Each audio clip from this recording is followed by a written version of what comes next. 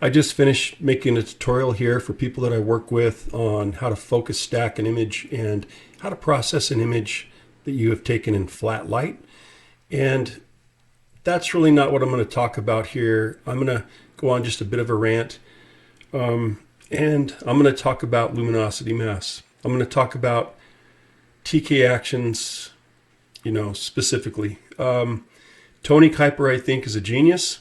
I think TK Actions is brilliant. Every time there's an upgrade, I'm all about it. I've bought into it. I have been with TK Actions since the very beginning and have processed hundreds and hundreds and hundreds of images using TK Actions. When TK Actions went from TK6 to TK7, the upgrades were great. It was easy to figure out. That said, when TK7 went to TK8, which was about a year and a half, 2 years ago, something like that, things were changed drastically. And that's what I want to talk about. If it's not broke, don't fix it. Just add the brilliance that you want to add to it. Just keep adding it, but kind of keep it looking the same. And hey, I'm really happy with TK8. I processed this image in TK8. Well, let's go ahead and talk about some of the differences here. So this is TK7. You can't get it any longer. Here's TK8. This is the multi-mask, and this is the rapid mask, kind of the same thing. There's so much goodness in TK8, so much more to help you process. Like this little flower here. If you have issues with halos, this little flower here, if you click on that and know how to use it, man, this guy right here is your friend. It's amazing.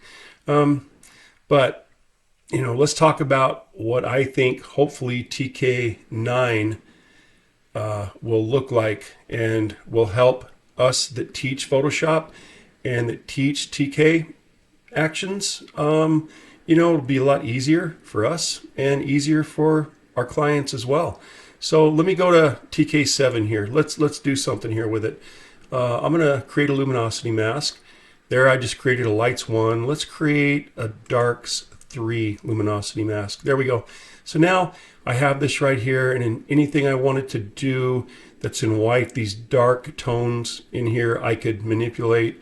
I'm going to go here, and this is going to be my adjustments here, my layer adjustments. If I clicked on one of these, it was going to create a layer adjustment up here in the layers palette. For those of us who teach Photoshop, I'll click on this right here. I teach this and how to use these layer adjustments that are already in Photoshop. Very easy, and this looks very similar, right? So it's so much easier to teach because you've already taught this. Now when you get to this, it just makes sense, right? So let's go ahead and go to TK8. We'll click on this here. And now I'm going to create a darks 3 luminosity mask. There it is. If I want to manipulate this one, I could do a curve adjustment, layer adjustment, whatever this is. I know it's a brighten contrast, whatever this is, saturation hue. It's there, but to teach people this and for them to memorize this, and you only have 4 adjustments here. Where are the other adjustments? Where are all these other adjustments? Oh, well, now I got to click here, and here they are right here. What are these? Okay, I get it. I can hold down Alt or Option and hover over one, and it'll tell me exactly what it is. But why? When I can go right here and it spells it out for me, I click on it and it's done. Very simple, right? I'm hoping that the next go around they will go back to this. I understand that TK Actions is basically put out all over the world in so many different languages, and this makes it easy to do, but you're still having to, if you hold down Alt or Option, all that's in English, right? Same thing. So it's not that big a deal to do this. And if I go to this panel here, the combo panel, and I click on this, look at this. Same TK8. It's all spelled out for me here. Easy enough. If I wanted to put a vignette, it's right here. If I wanted to focus stack, I'd go to focal blend. Good enough, right? So that said, let me close this down here. Let me go over one more thing here. If I wanted to do a burn layer on this right in here, I'm going to go composite. And again, I don't want to burn my light. So let's go to a darks 4. Create a darks 4 mask. There it is. Now, all I have to do is go here and all my adjustments are here again. Very simple. I'm going to click on the burn layer. There it is. Look how I have a mask here. I don't have marching ants going around my rapid mask. I have a mask I can manipulate if I would want to, very simply. Yeah, so now all I'd have to do is I could get a brush and I could paint on the dark. Let me change the opacity to 100 so you can see what I'm doing here. I could make this all darker in here and create some nice contrast wherever the dark tones end up, you know, but that's the image is done. I'm not going to do that. It's a little much. So I'm going to deselect that, get rid of that out of the layers palette. And now we're going to do the same thing with TK8. Let's see how much trouble this is. So I'm going to go here. I'm going to go to a darks 4 luminosity mask. Nice. So far, so good. I'm going to click on the burn layer and it's going to create a burn layer up here that I can work on. Where did my mask go?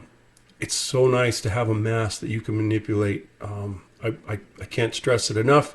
And I have these marching ants going around my TK8 multi-mask panel. If you have 2 monitors like I do, this also makes it very difficult because all of my tools are all on the right monitor. The only thing I have on my left monitor is my image.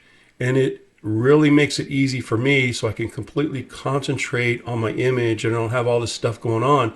But then I forget that I need to deselect this and I'll try to go on to somewhere else. So let's say I had this burn layer here and I wanted to duplicate it. So I'm going to duplicate that layer. There we go. Oh, what happened? So I couldn't just duplicate my layer because I had a selection. So I'm going to go back. There it is. And what I have to do every time is remember to deselect that, right? It's just a pain. And then to get a mask on here that I wanted to manipulate, I would have to go here. I would have to go to a darks 4, and then I could put my mask on that same burn layer that if I wanted to manipulate that.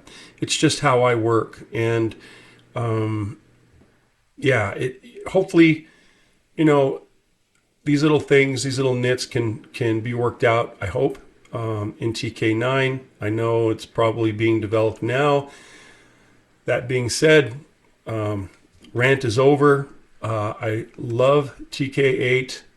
I process this image in TK8. I no longer use TK7 because I have to teach my students TK8. And there's also so much great stuff going on here. I just brought TK7 into this so I could compare in this video. All right, that is done. Hopefully, somehow or another, this gets back to Tony Kuiper. Thank you very much. See you later.